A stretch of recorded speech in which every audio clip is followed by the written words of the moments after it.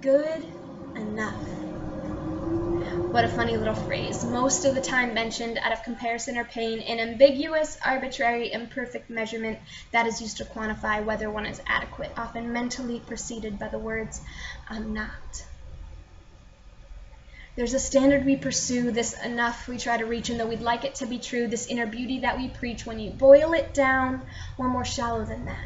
Trading intelligence for someone less fat, compromising kindness for eyes more blue, legs that are longer, a waist that's size 2. And even when you have that checklist of qualities, there will always be someone who's more what you ought to be. You become more of the counterfeit and less what you want to be as you become a commodity at the expense of your modesty. And let's just pretend you've made the cut in the temporary process of being societally perfect. You've accomplished your goal of fitting into a box that's so small and artificially constructed even Barbie would be uncomfortable. But how do you feel when all you're good for is a childish 15 minutes of play, collecting dust while you're on display, you're fun for a while, then put away like a trophy reminiscent of the good old days? You're a number chalked up on a board like a tally, and you gave away casually your body, your heart, your entire mentality that resembled any form of frugality, because this one seemed to have no commonality to all the others in their vulgarity. But now, with your clothes on, in all actuality, you've exhausted his kindness and hospitality, because he doesn't care if your miscongeniality, that boy you so loved, reduced you to a novelty. And eventually, your yesterday's hottest trend, reinforcing all good things must come to an end. We bought into the concept that nothing is permanent, not beauty, not love, so commitment's not worth it. You forfeit your soul, sacrifice your whole self in exchange for cheap sex and a spot on his shelf. And the more you try to be exactly what he wants, you think, surely he can't ignore me. I've given all that I've got.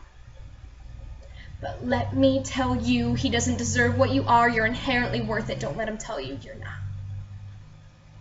Lately, society often mistakes self-confidence for being conceited. You're too full of yourself and not humble enough if you don't walk around already defeated. But let me just say, although it took me a while, I'm beautiful and strong and have a reason to smile, and you do too. I could compile a list of all the reasons to have self-confidence, but really this is just a long, complex process of reprogramming your heart to feel value and love, because you are valuable. And you are loved. Maybe you don't feel that value right now, but precious are you with your feet on the ground and your head held high, because your beautiful spirit cannot be denied. So forget your mainstream influenced appearance. Embrace that thing in you that defies all aesthetics. It's part of eternity, almost divine, your internal light that cannot be defined. Embrace that joy while you're here on this earth, because if you have joy, you believe you have worth. So next time he tries to put you into a box for short-lived pleasure that will only lead to the comparison of you to another, remember, you're not made of plastic.